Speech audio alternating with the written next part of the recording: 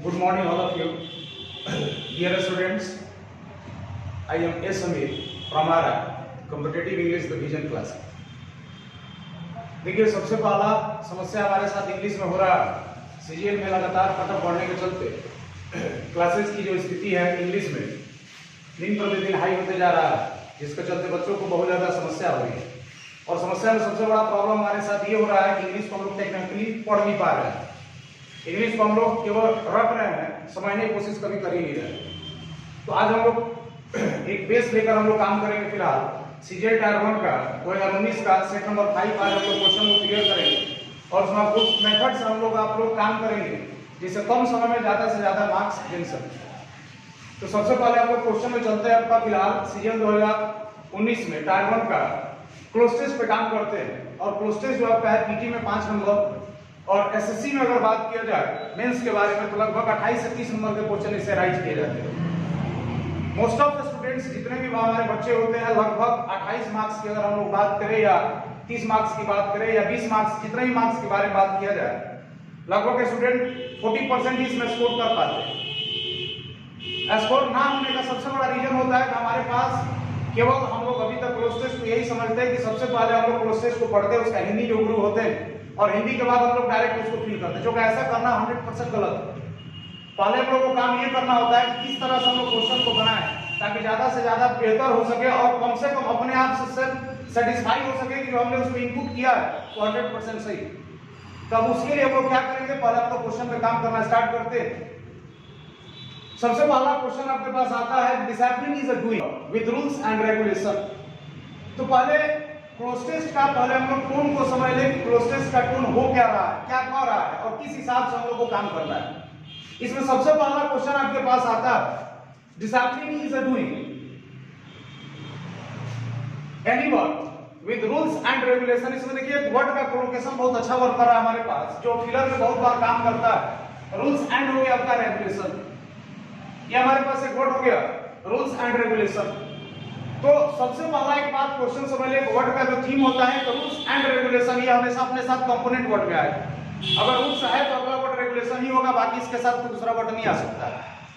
दूसरी क्वेश्चन के बारे में अगर हम लोग बात करते हैं तो सबसे पहला क्वेश्चन हमारे पास आ गया कि discipline is doing any work with rules and regulation. यहाँ पे बात ये हो रहा है डिसिप्लिन जो हो गया आपका अनुशासन है हमारे पास, एक ऐसा माध्यम है, एक ऐसा सिस्टम है जिसके जरिए हम किसी भी काम को उसके रूल और रेगुलेशन के हिसाब से करते हैं। तो सबसे पहला देखिए अभी तक जो हमने सोचा है कि अगर डिसिप्लिन है तो आपका रूल एंड रेगुलेशन है, या रूल एंड रेगुलेशन है तो डिसिप्लिन। तो डिसिप्लिन के बारे में जो आपसे बात किया गया कि discipline is doing any work with rules and regulation, किसी भी अगर हम लोग को काम करना, प्रोफेशनली हो, पढ़ाई हो, किसी भी चीज में अगर हम लोग काम करते हैं तो सबसे पहला हमारे पास थीम ये होना चाहिए, हमारे पास डिसिप्लिन होना बहुत जरूरी है। और डिसिप्लिन जो होता है वो हमें बताता है कि हमको किस हिसाब से और किस रूल के साथ हमको काम करना है। तो इस टोन में आपके पास मिल गया आपका डिसिप्लिन। डिसिप्लिन होता क्या है, डिसिप्लिन इक्वल टू हो गया आपका रूल्स एंड रेगुलेशन। अब थीम को हम आगे की ओर बढ़ाते हैं तो इसमें आगे आपके पास हो गया आपका, अगर ये फर्स्ट चॉइस होता है हमारे पास, it is misunderstood as a restriction to freedom. यहां पे देखिए अब यहीं से क्वेश्चन को आप फिल करना स्टार्ट करेंगे, रीड करते कैसे। अब यहाँ पे क्वेश्चन आ गया कि इट इज हो गया हमारे पास मिसअंडरस्टूड, एक वर्ड आपके पास घूम रहा है, यहाँ पे देखिए मिसअंडरस्टूड वर्ड हो गया। मिसअंडरस्टूड जो वर्ड है ये आपको बता रहा है भैया कि इस वर्ड का जो मीनिंग है वो हमेशा नेगेटिव जाएगा। तो नेगेटिव जब जाएगा तो सबसे पहले हम लोग ऑप्शन को चलते हैं और ऑप्शन पे जब सबसे पहला क्वेश्चन आता है देखिए वर्ड आ गया आपका हैप्पी।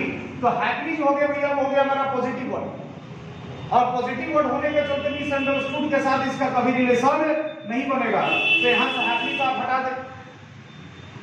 अब सेकंड ऑप्शन के बारे में बात करें, एक ऑप्शन आपको दिख रहा है प्राउडली वर्ड हो गया हमारे पास। प्राउडली का मतलब होता है भैया कि पॉजिटिव एंड नेगेटिव दोनों सेंस में आप प्राउडली का इस्तेमाल करते हैं। तो यहाँ पे बात आपके पास आ गया कि इट इज हो गया हमारे पास अंडरस्टूड। जो हम लोग अक्सर अगर हम लोग देखते हैं कि डिसिप्लिन जो होता है उसके बारे में हमारे अंदर ये गलतफहमी होती है। अब गलतफहमी क्या है तो यहाँ से क्लियर होता है, रिस्ट्रिक्शन जो हो गया आपका फ्रीडम, मतलब डिसिप्लिन जो होता है वो हमारे फ्रीडम को क्या करता है, जो रिस्ट्रिक्ट करता है, रोकता है, जो कैसा है नहीं, क्योंकि आगे वाला लाइन फिर आपको बता रहा है। बट से अगर कोई भी स्टेटमेंट को कनेक्ट करते हैं तो एक स्टेटमेंट पॉजिटिव और एक स्टेटमेंट नेगेटिव सेंस को शो करता है। तो यहाँ पे क्वेश्चन आता है but it makes in different हो गया profession, sorry, but it makes our life organised. अब यहां से क्वेश्चन आता है कि रिस्ट्रिक्शन टू फ्रीडम। डिसिप्लिन जो होता है, हमारे अंदर एक ऐसी गलतफहमी बैठी हुई है कि डिसिप्लिन जो होता है वो हमारे जीवन को, हर काम को करने से रोकती है, जबकि ऐसा है नहीं। आगे के बारे में स्टेटमेंट आपको देखिए दिया गया, बट इट मेक्स लाइफ हो गया पावर लाइफ ऑर्गेनाइज। जबकि डिसिप्लिन से हमारा जो जीवन होता है वो काफी व्यवस्थित हो जाता है। किसी भी अगर हम लोग काम करते हैं तो वो काफी बेहतर ढंग से होता है। तो अब हम लोग पहले क्वेश्चन के बारे में जब हम लोग बात करते हैं तो पहला क्वेश्चन आपके पास हो गया मिसअंडरस्टूड, जो कि बता रहा है, हमने बताया कि आपका निगेटिव मीनिंग जा रहा है और निगेटिव मीनिंग के चलते हो गया हमारे पास हैप्पी आपका होगा नहीं। दूसरी बात आ गई, अगर आप बात कर रहे हैं स्लोली के बारे में, तो slowly in the sense of motion.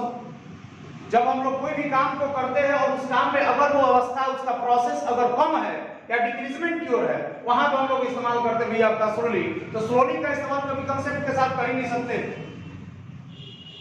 Slowly जो हो गया आपका, अगर कोई भी अगर आपके अंदर कंसेप्ट होता है तो कंसेप्ट की स्थिति में स्लोली का इस्तेमाल कभी नहीं होगा। एक बात दिमाग में बैठा ले कि अगर किसी स्टेटमेंट में आपका कंसेप्ट के बारे में बात हो रही हो, उस स्टेटमेंट में कभी आप स्लोली का इस्तेमाल नहीं कर सकते। तो पहला क्वेश्चन हो गया आपका हैप्पी समाप्त, स्लोली भी आपका हो गया खत्म। अब बात आते हैं आपका यूजुअली एंड प्राउडली के बारे में हम लोग बात करें। फिलहाल दो ऑप्शन आपके पास क्लियर हो चुके हैं, दो ऑप्शन हमारे पास है। तो पहला ऑप्शन आता है प्राउडली के बारे में बात करें तो बताइए, अगर किसी भी व्यक्ति के अंदर या आपके अंदर अगर किसी चीज की गलतफहमी है तो गलतफहमी से कभी भी साइन प्राउड का होगा।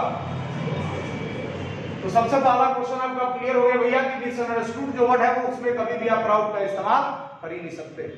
तो आपके पास क्वेश्चन हो गया आपका समाप्त, बच गया हमारे पास एक ही ऑप्शन और वो ऑप्शन हो गया जी हमारे पास यूजुअली। अब इसको दूसरे ढंग से अगर हम लोग समझ लें यूजुअली क्यों हुआ, तो एक यहां से लाइन को उठाते हैं हम लोग, यहां से क्वेश्चन दिया गया it is understood, sorry it is misunderstood. ये हमारे अंदर गलतफहमी है। क्या गलतफहमी? As a restriction to life, sorry freedom, कि हमारे स्वतंत्रता को ये क्या करता है, भैया छीनता है या उसको रोकता है, रिस्ट्रिक्ट करता है।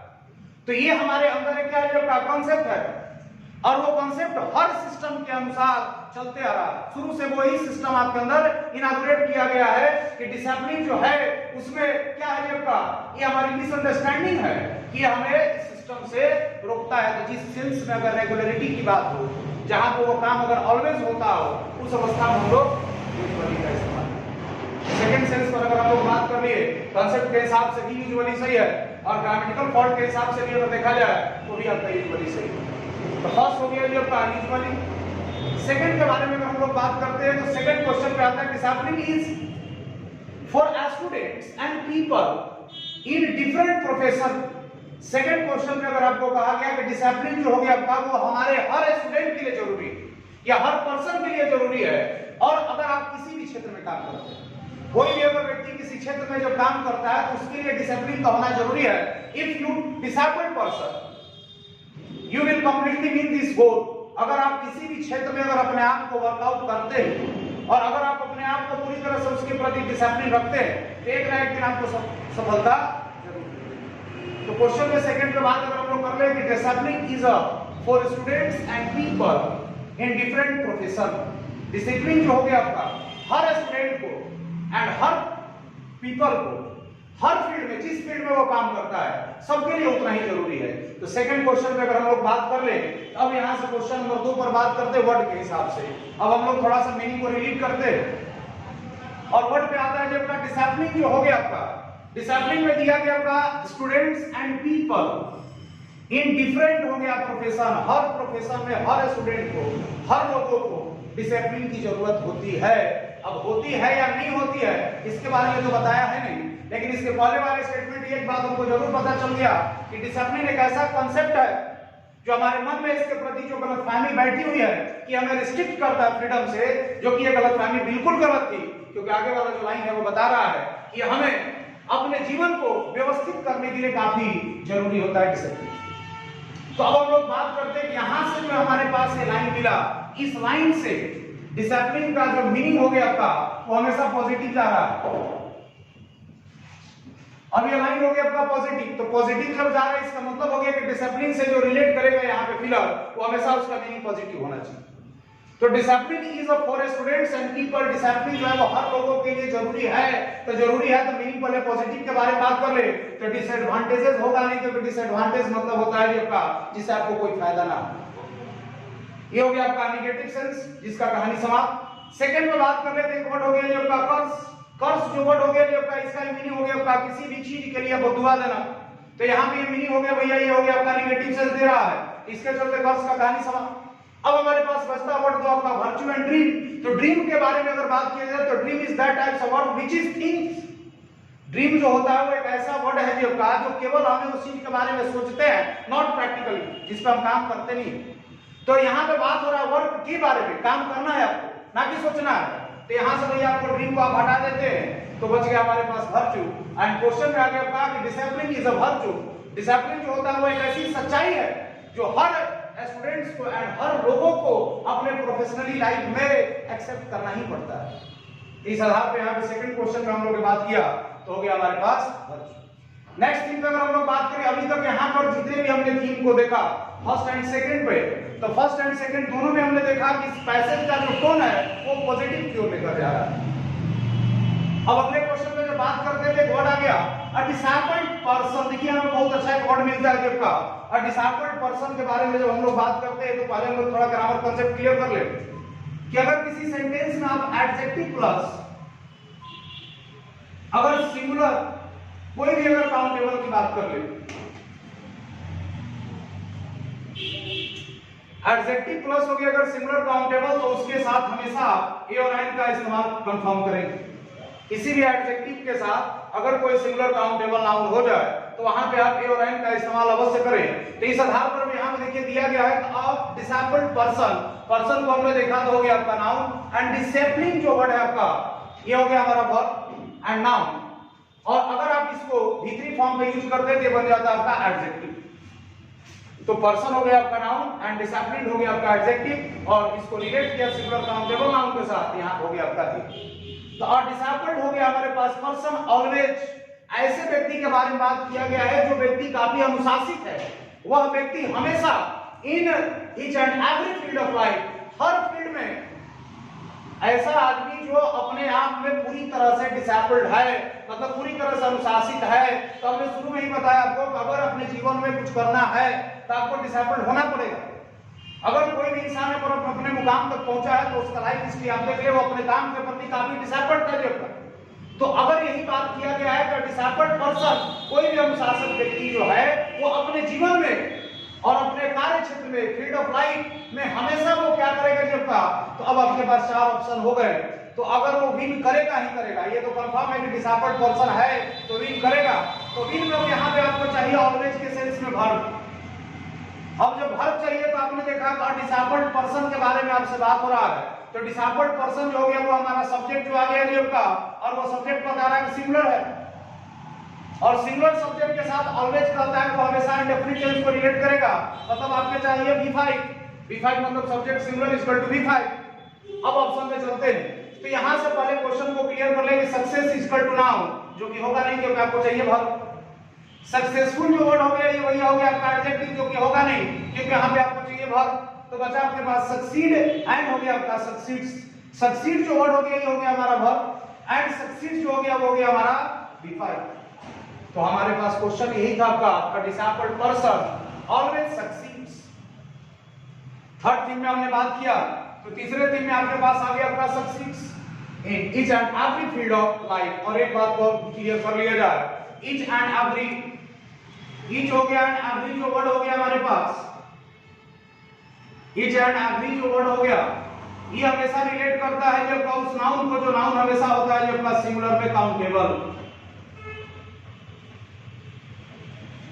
तो ईच एंड एवरी प्लस हो गया सिंगुलर काउंटेबल नाउन को रिलेट करता है। और इसके साथ अगर वर्ब के बारे में भी अगर हम लोग बात कर ले तो फिलहाल वर्ब भी हमेशा सिंगुलर होता है क्योंकि यहाँ पे वर्ब के बारे में बात हुआ नहीं है। तो ईच एंड एवरी के बाद एक फील्ड ऑफ लाइफ दिया गया। सेकंड क्वेश्चन में बात करें, यहां तक भी अभी हमने देखा पैसेज का जो टोन है वो हमेशा पॉजिटिव की ओर जा रहा है। एक बात तो क्लियर हो गया कि केवल पॉजिटिव वर्ड पे ही हम लोग फोकस करेंगे। नेक्स्ट क्वेश्चन आ गया, फिर देखिए अब यहां पे डिसिप्लिन्ड पीपल आ गया। पीपल हो गया हमारे पास प्लूरल काउंटेबल नाउन, जिसके चलते आप ये लगा नहीं सकते। और यहाँ पे डिसिप्लिन्ड हो गया भैया, फिर आपके पास हो गया एडजेक्टिव एंड पीपल हो गया आपका noun. The disabled people, a disabled हो गया आपका सोसाइटी एंड पावरफुल नेशन। अब देखिए बात आ गया, अगर कोई भी व्यक्ति, अगर वो समूह के बारे में बात कर रहा है, पर्सन से बोल गया आपका पीपल, अगर कोई भी व्यक्ति का समूह अगर अपने आप में पूरी तरह से अनुशासित है, तभी वो एक अच्छे व्यवस्थित सोसाइटी का और एक पावरफुल नेशन का निर्माण कर सकता है। तो बात आ गई भैया, फिर आपको चाहिए वर्ब। नंबर 4 में आपको वर्ब चाहिए। अब यहाँ वर्ब चाहिए तो वर्ब का टोन अभी तक हमने देखा कि स्टेटमेंट में सबसे पहली बात आ रहा है डिसिप्लिन के बारे में, और डिसिप्लिन का जो मोड है वो बता रहा है प्रेजेंट टेंस। और जब प्रेजेंट टेंस के बारे में बात करो और प्रेजेंट के बारे में समझ में नहीं आए तो एक बात अब दिमाग में क्लियर हो जाना चाहिए कि डिसिप्लिन जो होता है वो एक हमारा कंसेप्ट है, और उस कंसेप्ट को हम अपने वर्कआउट में करते हैं। तो जब किसी भी काम को आप अपने वर्कआउट में करते हैं, वो स्टेटमेंट हमेशा प्रेजेंट को रिप्रेजेंट करता है। तो ये बात हो गई आपका कि स्टेटमेंट हमारा जा रहा है प्रेजेंट में, तो प्रेजेंट में जाने के चलते पेड होगा नहीं और हैड पेड करेंगे नहीं आपका, तो बच गया हमारे पास मैक्स एंड हो गया आपके पास में, ये हो गया आपका V5 और ये हो गया हमारे पास V1। तो क्वेश्चन का जो मोड है आपका डिसेबल्ड पीपल के बारे में बात किया, और पीपल हो गया आपका प्लूरल, प्लूरल के चलते आपके पास काम होगा। नेक्स्ट क्वेश्चन के बारे में बात कर ले, तो दिया गया कि discipline should not be upon the people, rather it should come from with in him. Next question के बारे में बात कर लिया गया, और यहां देखिए बहुत अच्छा वर्ड मिल गया आपका अपॉन। मतलब यहां पे एक ऐसे वर्ड की तलाश है जिसके साथ अपॉन रिलेट करता है, मतलब प्रीपोजिशनल आपके पास होना चाहिए, फ्रेजेस वर्ब। और यहां पे सबसे पहले हमने काम कर लिया कि कर्म का मतलब होता है किसी चीज को रोकना, और कर्म के साथ नो प्रीपोजिशन। पहला क्वेश्चन हो गया कि कर्म जो होता है वो अपने साथ प्रीपोजिशन लेता ही नहीं है, इसका कहानी समाप्त। नेक्स्ट क्वेश्चन में आ गया आपका रिपोज। रिपोज का मतलब होता है भैया किसी चीज से आराम करना, टेक रेस्ट। और रिपोज के साथ भी कोई फिक्स प्रीपोजिशन है नहीं, इसका भी आपका कहानी आपका समाप्त। नेक्स्ट क्वेश्चन में बात कर रहे हैं एडॉन। एडॉन के साथ भी नो प्रीपोजिशन, इसके साथ भी प्रीपोजिशन का कोई रिलेशन है नहीं। एडॉन का मतलब होता है डेकोरेट, किसी चीज को संवारना या सजाना। तो लास्ट हमारे पास बच गया आपका इंपोज, एंड इंपोज के साथ प्रीपोजिशन आप ऑन या अपॉन का इस्तेमाल करते हैं, और इसका मतलब होता है किसी चीज पर लादना या थूकना। तो इंपोज बराबर आप एक वर्ड डाल सकते हैं, लेगी हो गया ऑन या अपॉन। तो इस तरह से हम लोगों ने आज एक क्लोज टेस्ट के बारे में बात किया फिलहाल, और इस क्लोज टेस्ट को पूरी तरह से हमने क्लियर किया। अगर किसी भी तरह का कोई अगर समस्या हो क्लोज टेस्ट के साथ, तो सबसे पहले देखिए क्लोज टेस्ट का टोन को समझना करें, स्टार्ट करें कि आखिर किस तरह से वो टोन आपको ले जा रहा है। चलिए अब सेकंड सेशन में हम लोग बात करते हैं आपका सीए 2019 सेट नंबर 5 का एरर सेक्शन पे, एरर एंड फिलर का हम लोग फिलहाल बात करेंगे। पहला क्वेश्चन आपके पास आता है एरर पर, देखा जाए एरर का जो ग्रामेटिकल वैल्यू है सबसे पहले उसको सबको टच करते हुए हम लोग काम करेंगे। फर्स्ट क्वेश्चन के बारे में अगर हम लोग बात करें तो यहाँ फर्स्ट क्वेश्चन दिया गया कि those who follow a healthy routine is likely enjoying good health. पहला क्वेश्चन में अगर हम लोग काम कर रहे देखिए सबसे पहला एक आपको पार्ट बता दे कि दोज हु हो गया आपका फॉलो। पहला क्वेश्चन हम लोग डिनोट कर रहे हैं यहाँ पे। तो अगर हम लोग बात करते हैं हु के बारे में, थोड़ा सा बात कर ले आपसे। हु के साथ कभी भी एक बात दिमाग में रख ले भैया, हु के साथ दे का रिलेशन नहीं होता है। पहला क्वेश्चन हो गया कि हु के साथ कभी भी आप दे का रिलेशन में ना रहे, तो हु के पहले कभी भी दे का इस्तेमाल ना करें। दूसरा क्वेश्चन आ गया, अगर हु के साथ दे का रिलेशन बनाना ही है तो उसके जगह पे आप दोज का रिलेशन बनाएं। हु के पहले कभी भी दे का इस्तेमाल ना करें। हु के साथ अगर रिलेशन बनाना हो प्लूरल कंडीशन में, तो वहां पे दे के जगह पे आप दोज का इस्तेमाल करेंगे। उसके बाद अब क्वेश्चन में बात कर ले हम लोग फिलहाल सेकंड टर्म पे अगर हम लोग बात करते हैं, तो सेकंड हमारा जो टर्म हो गया कि अगर आपके पास हु हो जाए, विच हो जाए, या फिर अगर आपके पास आ जाता है दैट। अगर किसी सेंटेंस में अगर हु, विच और दैट के बारे में अगर हम लोग बात कर ले, और उसके बाद अगर आपको रखना हो वर्ब किसी भी सेंटेंस हो गया। चलिए क्वेश्चन में आ गया आपके पास कि अगर किसी सेंटेंस में आपको हो जाता है आपका हु हो गया विच या दैट के बारे में हम लोग फिलहाल बात करते थे, तो हु हो गया आपके पास विच या हो गया हमारे पास दैट। अगर इसके साथ वर्ब का रिलेशन आपको बनाना, तो सबसे पहला क्वेश्चन हो गया कि अगर किसी सेंटेंस में हु हो गया, विच हो गया या दैट हो गया, और हु विच दैट के बाद अगर आप किसी भी वर्ब को अगर रिलेशन में रखते हैं, तो पहला क्वेश्चन एक बात दिमाग में क्लियर कर लिया कि हु विच दैट के पहले या तो आपके पास नाउन हो सकता है, और अगर नाउन नहीं है तो आपके पास हो गया भैया प्रोनाउन, और उस प्रोनाउन का जो केस होगा वो हमेशा सब्जेक्टिव होगा। और इसी के हिसाब से इसी नाउन या प्रोनाउन के हिसाब से हम लोग यहाँ पे वर्ब को फिलअप करेंगे। हु मींस दैट के पहले जो भी नाउन हो या अगर कोई प्रोनाउन हो जाए तो उसका केस हो गया आपका सब्जेक्टिव और उसी के हिसाब से हम लोग वर्ब को फिलअप करेंगे। तो क्वेश्चन में हम लोग डायरेक्टली बात करते हैं तो यहाँ पे देखिए हु के पहले आपका लगा है दोज एंड दोज के चलते हो गया ये आपका फॉर्म। सेकंड पेज पर जब हम लोग बात करते हैं तो यहाँ पे क्वेश्चन आ गया रूटीन जो है वो आपके पास हो गया नाउन एंड नाउन रिलेट करता अपने आप को एडजेक्टिव के साथ तो यहाँ हो गया एडजेक्टिव प्लस नाउन। और अगर किसी भी एडजेक्टिव के बाद कोई नाउन हो इसलिए हमने बताया क्लोज टेस्ट में और अगर वो आपका सिंगुलर काउंटेबल होता है तो वो अपने साथ ए और एन का रिलेशन रखता है जो कि दिया गया मतलब those who follow a healthy routine. यहाँ तक आपको कोई समस्या है ही नहीं। सेकंड फेज में जब हम लोग बात करते हैं तो यहाँ के क्वेश्चन आ गए इज लाइकली इंजॉइंग, बहुत अच्छा वर्ड है जी आपका।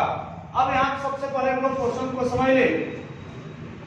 क्वेश्चन में बात आ गया आपके पास लाइकली के बारे में अगर हम लोग बात कर ले, लाइकली एक ऐसा वर्ड है जो अपने साथ रिलेशन बनाता है बी के साथ। बी का मतलब हो गया आपका am, H, are, was and वर।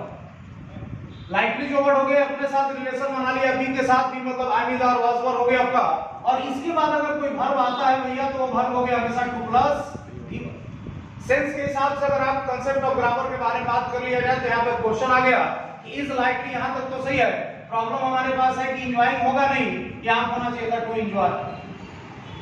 तो फर्स्ट क्वेश्चन में हमारे पास क्लियरेंस आ गया आपका कि those who follow a healthy routine is likely to enjoy हो गया आपका गुड हेल्थ। और इस बारे में अगर बात कर ले हम लोग फिर एक बार तो हेल्थ हो गया हमारे पास नाउन एंड गुड हो गया आपका एडजेक्टिव, जबकि हेल्थ जो हो गया आपका uncountable, uncountable does not exist हो गया ए और एन, इसलिए यहाँ पे ए और एन का इस्तेमाल हुआ नहीं है। प्रॉब्लम हमारे पास ये था लाइकली के बाद टू प्लस b1 प्रोबेबली होता है कुछ प्रोबेबली का बारे में अगर थोड़ा सा बात कर लिया जाए तो हम लोग सबसे पहले क्वेश्चन में बात आ गई आपका लाइकली हो गया आपका और एक हो गया प्रोबेबली। तो प्रोबेबली जो वर्ड हो गया भैया ये हो गया हमारे पास एडवर्ब। तो प्रोबेबली का इस्तेमाल हम लोग उस अवस्था में करते हैं जब किसी भी सेंटेंस में वर्ब के साथ अगर आप रिलेशन बनाते हो, मतलब मेन वर्ब के साथ अगर आपका रिलेशन होता है तो वहां पे आप प्रोबेबली का इस्तेमाल करते हैं। और लाइकली जो वर्ड हो गया आपका ये हो गया हमारे पास एडजेक्टिव और इसका इस्तेमाल तब करते हैं जब किसी सेंटेंस में किसी नाउन के साथ अगर आप रिलेशन बनाते हैं। और यहाँ पे जो बना है आपका रिलेशन वो बना है हमारा दोस्त हेल्दी हो गया आपका रूटीन और दोस्त हेल्दी रूटीन का जो रिलेशन बना है वो बना आपका दोस्त, मतलब किसी नाउन या प्रोनाउन के साथ जब आप रिलेशन बनाते हैं तो वहां पे लगा दे लाइकली एंड किसी मेन वर्ब के साथ रिलेशन बनाते हैं तो वहां हो जाएगा आपका प्रोबेबली। सेकंड क्वेश्चन को रिमूव करते हैं हम लोग। सेकंड क्वेश्चन को दे दिया गया आपका when I reach the cinema hall the movie had already began. तो पहला क्वेश्चन तो बहुत ही आसान सा है आपका। यहाँ पे देखिए बात हो गई कि आपके पास हैड के बारे में जब हम लोग काम करते हैं, फिलहाल आपने पढ़ा होगा कि अगर किसी सेंटेंस में आपके पास हैव हो गया, हैज हो गया या हो गया जी आपका हैड, इसके साथ अगर वर्ब का जो रिलेशन होता है वो हो गया जी हमारे पास बिगन। और यहाँ पे आपने देखा कि बिगिन दिया गया है, बिगिन मतलब बिगिन का बिंदु हो गया, बिगिन होता है जब का बिगिन हो गया और उसके बाद हो गया बिगन, तो यहाँ पे होना चाहिए था बिगन। तो यहाँ पे क्वेश्चन को हमने क्लियर किया आपका कि बिगिन के जगह हो गया हमारा बिगन। अब सबसे पहले हम लोग क्वेश्चन का एक थीम ऑफ कांसेप्ट समझ लें कि कांसेप्ट है क्या। When I reach the cinema hall मतलब हो गया जब मैं सिनेमा हॉल के पास पहुंचा। The movie had already begun, इसका मतलब हो गया मूवी जो था वो शुरू हो चुका था। तो सबसे पहले एक बात अब हम लोग जान लिया जाए टू सो, एक बात हम लोग समझते हैं अगर इन हो गया जो का वर्ब पास्ट, वर्ब पास्ट के बारे में बात कर ले तो अगर वर्ब पास्ट हो गया, अगर आपके पास दो टू वर्ब के बारे में अगर बात कर ले, फर्स्ट वर्ब हो गया हमारा एंड हो गया जो का सेकंड वर्ब, और अगर इस बीच में दोनों के बीच में कुछ क्या हो गया जो का गैप, टाइमिंग गैप हो गया। तो क्वेश्चन में बात समझ ले कि अगर पास्ट में कोई भी अगर दो काम होता है और अगर आपके पास रिलेशन में दोनों काम के बीच में अगर कुछ गैप होता है तो फर्स्ट वर्ब के साथ हमने रिलेशन बनाया हैड प्लस भित्री का एंड सेकेंड रिलेशन बनाया आपका V2। अगर ये क्वेश्चन अगर आपको क्लियर नहीं हुआ तो फिर इसके बाद हम लोग समझ ले कि अगर वेन के साथ रिलेशन में है तो वेन के साथ हो गया subject plus V2 and subject हो गया जो का हैड प्लस V3। इस तरह से भी हम समझ सकते हैं वेन के साथ अगर रिलेशन में है तो वेन हो गया subject plus V2 and subject हो गया हैड प्लस V3। तो हम क्वेश्चन में एक बार फिर से रिकॉल कर ले, वेन के साथ रिलेशन में subject plus V2 and next question हो गया कि मूवी हो गया सब्जेक्ट हैड प्लस V3। यहाँ पे बिगन जो हो गया आपका बिगन हो गया V3। सेकंड पोजीशन पर अगर हम लोग बात कर ले तो सेम कंडीशन अप्लाई होता है B4 पर। अगर हम बात कर ले B4 के इस साइड का सेशन जो होता है वो हो गया subject had plus V3 and second session जो हो गया वो हो गया आपका V2। तो सेम कंडीशन हो गया आपका B4 के साथ भी आपका subject plus V2 and main के साथ भी आपका सब्जेक्ट प्लस V2। उसके बाद अगर कंडीशन अप्लाई कर ले आफ्टर पे तो आफ्टर के पहले हो गया आपका subject plus V2 and after के बाद सब्जेक्ट हो गया आपका हैड प्लस V3। तो अगर किसी सेंटेंस में व्हेन हो या फिर अगर आपके पास बिफोर हो और अगर दो टाइम वर्क दिया गया और उसके बीच टाइमिंग गैप दिया गया तो बिफोर के साथ V2 व्हेन के साथ V2 एंड सेकंड पार्ट जो होगा वो हमेशा हैड प्लस V3 के साथ रिलेट करेगा। सबसे बेहतर कांसेप्ट एक और हम लोग समझ लें कि अगर किसी सेंटेंस में V2 है तो V2 का रिलेशन V2 के साथ भी हो सकता है और हैड प्लस V3 के साथ भी हो सकता है।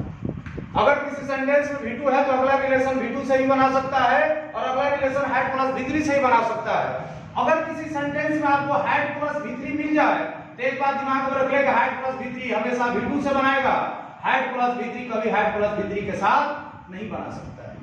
तो हम लोगों ने इसको पूरे कांसेप्ट के हिसाब से क्लियर किया। उसके बाद हम लोग नेक्स्ट क्वेश्चन की ओर चलेंगे। हम लोग अगला जो क्वेश्चन आता है वो इंप्रूवमेंट सेक्शन का है। इसको भी हम लोग इरर साइड से ही बनाएंगे। अब कैसे इसको क्लियर करते देख लिया जाए। पहला क्वेश्चन के बारे में बात करें। No efforts has been made by the Indian cricket team to catch up on its vibrant image in the World Cup। सबसे पहला क्वेश्चन एक बात तो समझा जाए, यहाँ पे लगा एक वर्ड आपका हैज बीन लगा आपका मेड। तो सबसे पहले क्वेश्चन के बारे में अगर हम लोग बात कर ले बीन पर हम लोग एक बात उठाते हैं। बीन के साथ का रिलेशन एक बार देख ले कि बीन के बाद अगर आपका नाउन हो तो भी हमारे पास सही होता है, अगर एडजेक्टिव हो जाए तो भी सही है और अगर आपके पास बिफोर हो जाए तो भी सही। और ये सही तब होता है जब वो स्टेटमेंट होता है एक्टिव वॉइस। मतलब बात हो गया कि अगर किसी सेंटेंस में बीन दिया गया है तो बीन का रिलेशन तीन कंडीशन होगा, एक नाउन, एक एडजेक्टिव और एक हो गया आपका बिफोर के साथ। बीन के बाद नाउन हो, एडजेक्टिव हो या बिफोर हो, सेंटेंस हमारा जाएगा एक्टिव फॉर्म में। और जब एक्टिव फॉर्म होता है तो वहां पे वर्क हमेशा होता है किसके द्वारा? सब्जेक्ट के। सेकंड क्वेश्चन पर अगर हम लोग बात कर ले कि यही बीन यहां पे हम लोग इस्तेमाल किए गए बीन प्लस V3 के बारे में। ये लाइन हो गई भैया आपका पैसिव फॉर्म को मूव करता है और इसमें आपका वर्क करेगा हमारा ऑब्जेक्ट। बीन प्लस V3 हो गया, पैसिव को मोड करता है और यहाँ पे काम करता है आपका ऑब्जेक्ट। तो सिंपल सी बात है कि क्वेश्चन में बात किया गया, देखा गया कि no efforts has been made by Indian cricket team. मतलब इंडियन क्रिकेट टीम ने उतना प्रयास नहीं किया, मतलब नहीं प्रयास किया। प्रयास किया ही नहीं तो प्रयास हमेशा वर्कआउट होता है, मतलब किसी के द्वारा किया जाता है। जब का तो प्रयास अपने होता नहीं है, उसको किया जाता है। तो जब किया जाएगा तो जाहिर सी बात है कि लाइन पैसिव में जा ही रहा है और जब लाइन पैसिव में जा रहा है तो क्वेश्चन को एक बार फिर से रिकॉल करते हैं कि no efforts has been made by the Indian cricket team. No efforts has been made by the Indian cricket team. यहां तक हमारे पास लाइन 100% सही आ रही है। तो अब यहां से थोड़ा सा एक बार इसका हिंदी समझ ले कि इंडियन क्रिकेट टीम के द्वारा किसी भी प्रकार का कोई प्रयास किया ही नहीं गया है, क्योंकि उसकी छवि जो थी वर्ल्ड कप में बहुत ही बेहतर थी। जब का vibrant image in the world cup में उसकी जो छवि थी, इमेज थी, बहुत बेहतर थी और उसी छवि का उसने भरपूर लाभ उठाया। तो लाभ उठाया भैया, यहाँ पे एक वर्ड आ गया आपका एडमेटिक फ्रेज पर हम लोग काम कर रहे हैं और यहाँ पे कैश इन ऑन होता है, ऑफ के जगह पे इन का इस्तेमाल कर ले। Cash in on equal to होता है आपका टू टेक एडवांटेज ऑफ, किसी चीज का फायदा उठाना। Cash in on equal to हो गया टू टेक एडवांटेज ऑफ का मतलब होता है किसी चीज का फायदा उठाना। यहाँ पे क्वेश्चन में प्रॉब्लम ये था कैश के बाद ऑफ नहीं होना चाहिए था, इन का इस्तेमाल कर ले। सेकंड क्वेश्चन को मूव करते हैं number 4। The mathematical calculation of this problem. यहाँ पे बात कर हम लोग बात एक बार थोड़ा सा समझते हैं।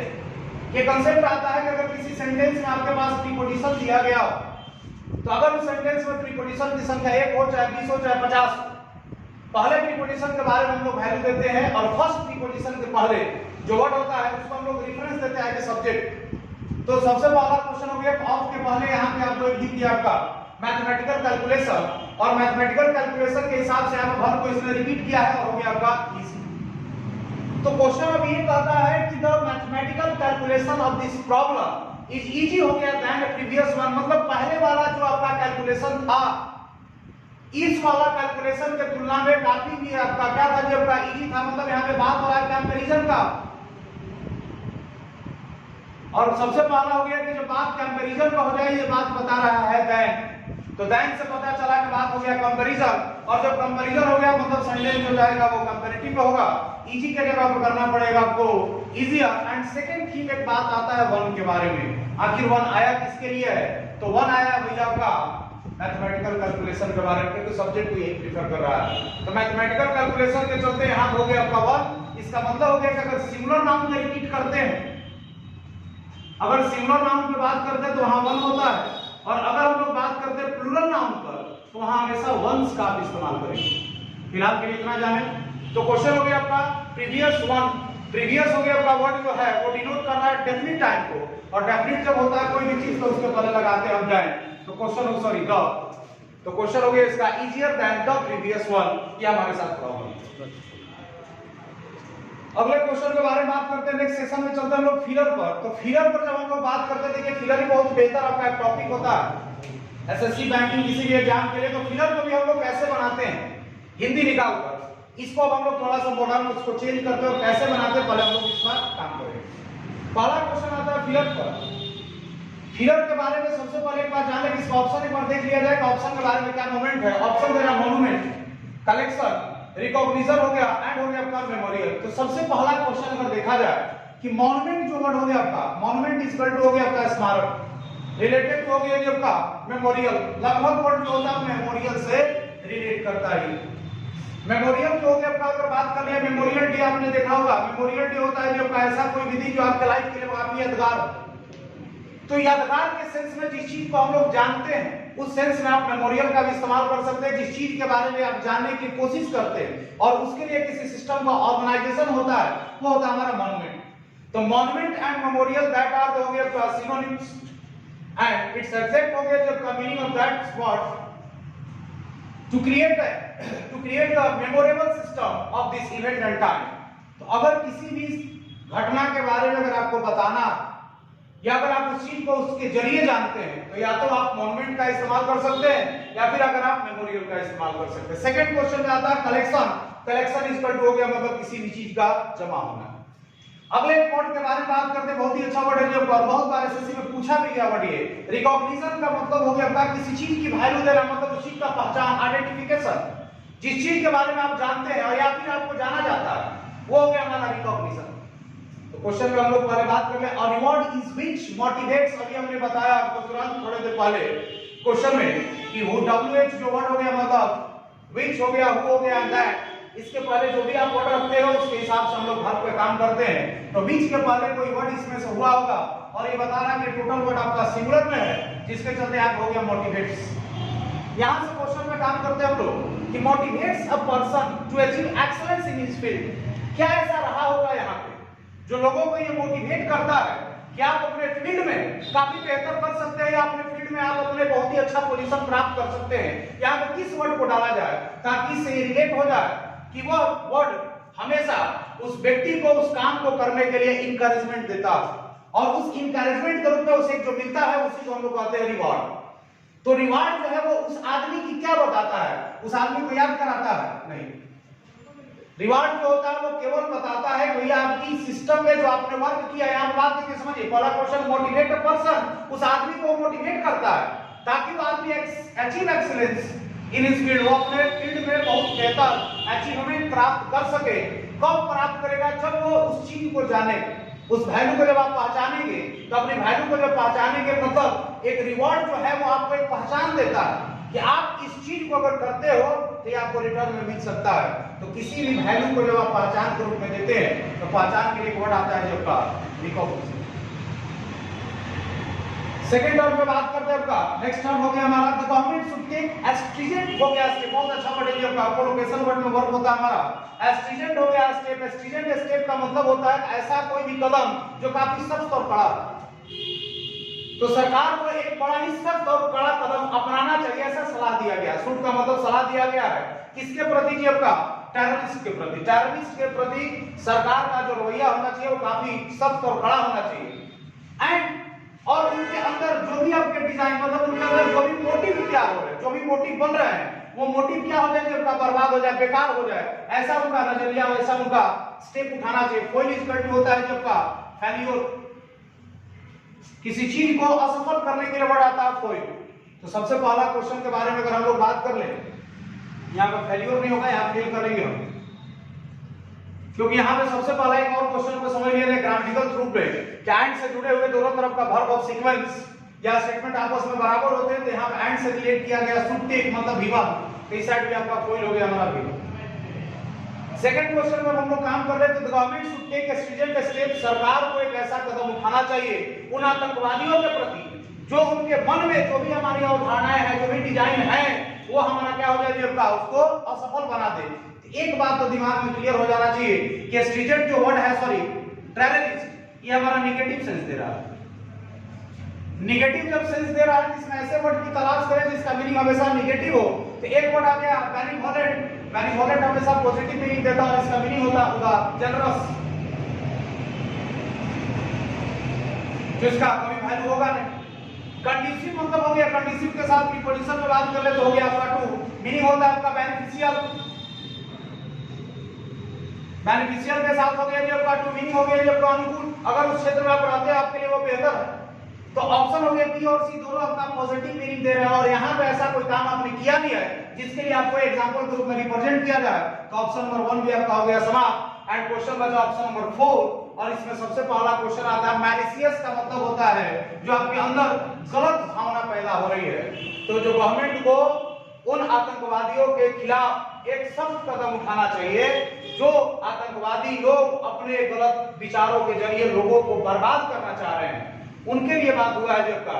तो सेकंड फेज में हो जाएगा ऑप्शन नंबर, चलिए क्वेश्चन हो गया आपका सेकंड सेशन में बात करें, सॉरी थर्ड सेशन हो गया हमारा वर्ड सेशन का। वर्ड सेशन में आज हम लोग बात करेंगे, फर्स्ट वर्ड हो गया हमारे पास ऑब्सोल्यूट। ऑब्सोल्यूट का आपसे पूछा गया एंटोनिम्स क्या होगा आपका। ऑब्सोल्यूट जो वर्ड हो गया आपका, सबसे पहले हम लोग जान ले किसी भी वर्ड का अगर सिनोनिम्स के बारे में बात कर ले या किसी वर्ड का अगर एंटोनिम्स अगर आप करते हैं, तो सिनोनिम्स एंड एंटोनिम्स जो होता है वो वर्ड का सेम कैटेगरी होता है। मतलब हो गया अगर नाउन का एंटोनिम्स जो होगा वो नाउन होगा, अगर उसका सिनोनिम्स होगा तो वो भी भैया आपका नाउन। वर्ब के कैटेगरीज में चलते हैं तो दोनों साइड से हमारा वर्ब का काम करें, तो किसी भी वर्ड का सिनोनिम्स एंड का एंटोनिम जो होता है वो हमेशा सेम कैटेगरी होता है। पहले क्वेश्चन में हम लोग फोकस करते हैं वर्ड हो गया आपका ऑब्सोल्यूट। ऑब्सोल्यूट का एंटोनिम से पूछा गया। अब एंटोनिम्स में अगर हम लोग बात कर ले तो सबसे पहला क्वेश्चन इसके बारे में जान ले कि ऑब्सोल्यूट होता क्या है। ऑब्सोल्यूट का मतलब ऐसा कोई भी सिस्टम जो अब हमारे प्रचलन में नहीं है, मतलब हमने आपको उसको आउटडेट कर दिया है, आउट ऑफ फैशन में, नो लॉन्गर इन यूज, उसका इस्तेमाल हुआ था लेकिन अब वो सिस्टम हमारे मॉडर्न सिस्टम के साथ नहीं है, तो नो लॉन्गर इन यूज इसका मतलब हो गया आपके पास एक वर्ड में अगर हम लोग समझ ले तो आउट ऑफ फैशन, मीनिंग हो गया हमारे पास आउट ऑफ फैशन, वो चीज जो है वो हमारे ट्रेंड में नहीं है, उसके लिए वर्ड हो गया ऑब्सोल्यूट। तो जब ट्रेंड में नहीं है तो ऑब्सोल्यूट हो गया। तो जाहिर सी बात है कि अगर आप इसका एंटोनिम्स करेंगे तो एंटोनिम्स जो होगा वो रिलेट करेगा मॉडर्न के साथ, और मॉडर्न मतलब ऐसा कोई भी सिस्टम जो भी हमारे सिस्टम के साथ इनॉग्रेट करा, मतलब वो चल रहा है, तो चल रहा है इसका मतलब ऑप्शन में पहले बात कर ले। रिमोट जो हो गया, रिमोट डिस्टेंस, ऐसा कोई भी डिस्टेंस जो आपसे काफी दूर हो तो यहाँ पे वर्ड होगा नहीं, रिमोट इक्वल हो गया आपका। आउटडेटेड जो वर्ड हो गया, ये हमारे पास वर्ड हो सकते थे लेकिन अगर ये आपसे साइनो पूछा जाता तो आउटडेटेड इसका हो गया सिनोनिम्स। सेकंड क्वेश्चन में बात अगर कर ले रिजिड के बारे में, अगर हम लोग बात करते हैं तो रिजिड वर्ड जो होता है, रिजिड हो गया अपना that types of the person which who is rigid. अगर कोई व्यक्ति रिजिड है इसका मतलब वो अपने ओपिनियन को पूरी तरह से अड़ा हुआ है, तो उस तरह के लिए पैटर्न हम लोग रिजिड का इस्तेमाल करते हैं। इसको हम लोग कह सकते हैं जिद्दी या हट्टी के मामलों में, मतलब हो गया स्टूपर, स्टूबर्न के सेंस में वर्ड हो गया आपका रिजिड। तो ऑप्शन और हो गया भैया आपके पास 1 हो नहीं सकता है, सी हो नहीं सकता है, डी हो नहीं सकता है, इसके एंटोनिम्स में वर्ड हो गया आपका रिसेंट, जो अभी हमारे साथ सिस्टम में जुड़ा हुआ है, अभी है, जिसका मौजूद है, जिसका इफेक्ट है, तो the effect in the present system या कंडीशन इज कॉल्ड हो गया आपका रिसेंट। इसका आंसर होने का ऑप्शन नंबर सेकंड वर्ड पे अगर हम लोग बात करते हैं तो नेक्स्ट वर्ड हो गया आपका डेरिवेटरी के बारे में आपसे बात किया गया। डेरिवेटरी का एंटोनिम्स पूछा गया है। डेरिवेटरी के बारे में सबसे पहले हम लोग ये समझ लें कि डेरिवेटरी जो वर्ड होता है ये है क्या। तो डेरिवेटरी का मतलब होता है कि टू लोअर द वैल्यू। सबसे पहले एक बात हमने समझा कि डेरिवेटरी जो वर्ड हो गया इसका मीनिंग हो गया टू लोअर द वैल्यू, मतलब अगर आप किसी भी चीज की वैल्यू को गिराते हैं, कोई भी अगर व्यक्ति किसी चीज की वैल्यू को अगर गिराता है वहां पर वर्ड आता है ये डेरिवेटरी। मतलब हो गया कि अगर आप किसी व्यक्ति को किसी जगह पर बेइज्जत करते हैं, उसकी वैल्यू को नीचा करते हैं, वहां पर वर्ड आता है डेरोगेटरी, मतलब हो गया अपमानित करना या उसको अपमानजनक स्थिति में पहुंचाना, जो आप समझ रहे उस वर्ड पे। तो अगर हम क्वेश्चन में बात करते हैं कि अगर आप किसी व्यक्ति की वैल्यू को गिराते हैं, मतलब निगेटिव सेंस में वर्ड है, तो निगेटिव में एक वर्ड आ गया जो आपका डेप्रिसिएटिंग। डेप्रिसिएट मतलब होता है लोअर द वैल्यू। तो ये इसका सिनोनिम्स हो जाएगा आपका, क्योंकि आपसे पूछा गया एंटो के बारे में, तो ऑप्शन होगा नहीं। सेकंड क्वेश्चन हो गया इंट्रिकेट। इंट्रिकेट का मतलब होता है जो आपका किसी भी व्यक्ति को किसी साजिश के तहत फंसा देना या उसको उस चंगुल में उलझा देना आपका। तो सेकंड ऑप्शन नंबर सी होगा नहीं। एंड ऑप्शन नंबर जो डी दिया गया इंसल्टिंग हो गया, ये भी वर्ड नहीं होगा, क्योंकि ये भी आपके पास हो जाएगा सिनोनिम्स। तो एक वर्ड आ गया आपका कॉम्प्लीमेंट्री, किसी व्यक्ति को उसके काम के लिए प्रशंसा करना या बधाई देना। और एक बात समझिए, कॉम्प्लीमेंट्री अपने साथ ऑन होता है समथिंग के सेंस। तो ऑप्शन बनेगा ऑप्शन नंबर। नेक्स्ट क्वेश्चन की तरफ चलते हैं। अगला वर्ड हो गया प्रोडिगल। प्रोडिगल वर्ड हो गया सिनोनिम्स आपसे पूछा गया। प्रोडिगल का मतलब होता है prodigal is equal to lavish.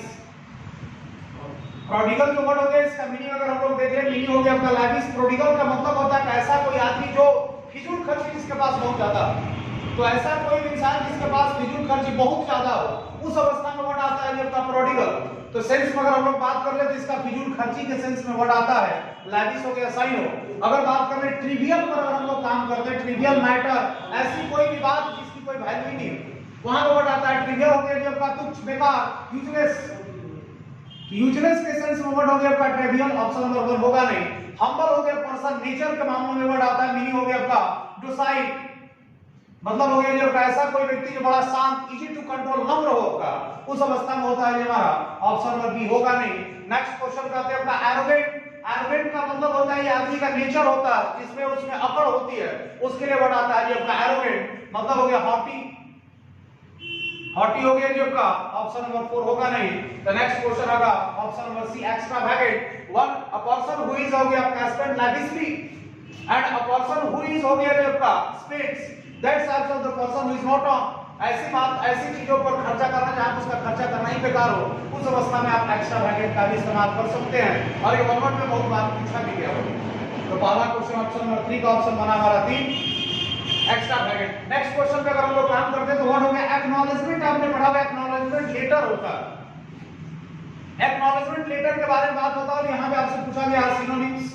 Acknowledgement का मतलब होता है कि अगर आप किसी भी जगह पर किसी चीज को रिप्रेजेंट करते हैं, इसका मतलब होता है कि अगर उधर से जो उसका डिमांड आता है ये पता चलता है, डिमांड आने से आपको ये पता चलता है कि वो चीज है जो उस आदमी को या उस सिस्टम में पहुंच चुका है, तो वहां पे वर्ड आता है आपका एक्नॉलेजमेंट। अगर इसका बात किया जाए तो एक्नॉलेजमेंट लेटर का मतलब होता है आपका कि स्वीकृति पत्र इसको कहते हैं, मतलब वो प्रमाण है, साक्ष्य है कि वो चीज उसमें सबमिट हो चुका है। तो किसी भी चीज का अगर आप उस चीज से सेटिस्फाई हैं तो उस अवस्था में आप एक्नॉलेजमेंट का इस्तेमाल करते हैं। मतलब इसका मीनिंग जो है वो हमेशा पॉजिटिव होना चाहिए। और आपका ऑप्शन नंबर 1 जो दिया गया कंफ्यूजन, यानी आपका नेगेटिव ऑप्शन नंबर 1 होगा नहीं। एलिमिनेट का मतलब होता है किसी चीज को वहां से हटा देना। Now old phrases and words हो गया are eliminating from the dictionary. जितने भी हमारे पुराने वर्ड्स एंड फ्रेजेस हैं आप डिक्शनरी से धीरे-धीरे हटाए जा रहे हैं। ये भी आपका जो मीनिंग है वो हमें बता रहा है नेगेटिव सेंस पर। नेक्स्ट क्वेश्चन आ गया कंपेंसेशन भी बताया गया भैया आपका। नेक्स्ट हो गया हमारा कंपेंसेशन, ऑप्शन नंबर सी होगा नहीं, क्योंकि कंपेंसेशन मतलब होता है किसी चीज की भरपाई करना, मतलब आपने जो कुछ किया होगा उस चीज का भरपाई करते हैं, वहां पे वर्ड होता है कंपेंसेशन के साथ preposition for plus something. Something के मामले में ये प्रीपोजिशन अपने साथ फॉर लेता है, मीनिंग होता है जब का भरपाई या क्षतिपूर्ति, अमेंड्स। तो नेक्स्ट आपके पास एक ही ऑप्शन बचता है confirmation, option number D. Sir CONFOR में ये होता है। और एक क्वेश्चन आ गया जब का कंफर्मेशन में अगर बात कर ले, एक होता है CONFOR कंफर्म। तो कंफर्म जो वर्ड हो गया अपने साथ ले लिया प्रीपोजिशन जब का टू। कंफर्म टू का मतलब होता है कि अगर कोई व्यक्ति किसी भी चीज के प्रति जिम्मेवार है, मतलब उस चीज को अगर आप रिलेट करते हैं, ऑबिडिएंट करते हैं, वहां पे कंफर्म टू बराबर आप लिख सकते हैं अबाइड हो गया भाई, किसी आदेश या आज्ञा को पालन करना। तो कंफर्मेशन का मतलब हो गया उस चीज से आप पूरी तरह से सेटिस्फाई हैं, वहां हो गया कंफर्मेशन। और अगर आप किसी चीज को रिलेट करते हैं, अगर आप उसको मानते हैं, वहां पर वर्ड होता है आपका कंफर्म। और कंफर्म के सेंस में अगर बात किया जाए, कंफर्म टू बराबर हो गया अबाइड बाय। और अभी फिलहाल एग्जाम में आपको पूछा गया था, एग्जाम 2020 में जो सीजीएल का हुआ था, उसमें वर्ड था कैरी आउट। लगभग वर्ड इससे रिलेट करता है। कैरी आउट जो वर्ड होता है या तो वर्क के सेंस में या फिर हो गया ऑर्डर के सेंस में। अगर आप किसी भी काम को पूरा करते हैं या अगर आप किसी व्यक्ति का आदेश को पूरा करते वहां पे वर्ड इस्तेमाल कर सकते कैरी आउट। नेक्स्ट क्वेश्चन के चलते होगा इडियम्स एंड फ्रेजेज पर बात करें हम लोग। इडियम्स एंड फ्रेजेज में सबसे पहला इडियम जो दिया गया है द बी हो गया जी अपना बी। तो बी नी का मतलब क्या होता है पहले इसको हम लोग समझते हैं। बी नी का मतलब हो गया कि अगर कोई भी ऐसा सिस्टमैटिकली क्वालिटी है किसी भी पर्सन की ऐसी क्वालिटी जो औरों के क्वालिटी से काफी अलग हो जाए आपका, जैसे हो गया आपका आइंस्टाइन। तो क्वेश्चन में हमारे पास हो गया कि किसी भी व्यक्ति का अंदर की ऐसी क्वालिटी जो लोगों से उस क्वालिटी का दूर दूर तक काफी कोई भी हद हिसाब ना हो, उस तरह की क्वालिटी के लिए बोला जाता है आपका बी का मतलब हो गया असामान्य या विलक्षण प्रतिभावान। ऑप्शन इसका बनेगा हमारे पास 4 number extra ordinary. And last question आपके पास आता है ट्रूथ और फिट। ट्रूथ और फिट का मीनिंग क्या होता है बोले इसको समझ ले कि अगर आप अपनी भावनाओं को काफी एग्रेसिव होकर अगर अपने आप को रिप्रेजेंट करते हैं, मतलब अगर आप काफी गुस्से को अपने रिप्रेजेंट करते हैं किसी के सामने, वहां पर वर्ड हो गया आपका ट्रू और फिट। इस वर्ड हो गया आपका टू एक्सप्रेस हो गया extreme anger. Option number B.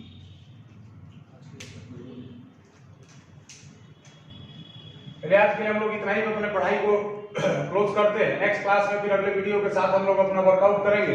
CGL का टोटल धीरे धीरे करके हम लोग 2019 का टोटल आपका क्वेश्चंस मेंस और पीटी दोनों को कोशिश करते हैं कि उसको सॉल्व किया जाए। अगर किसी भी तरह कोई त्रुटि हो तो उसको कमेंट में करके जरूर बताएं। Thank you.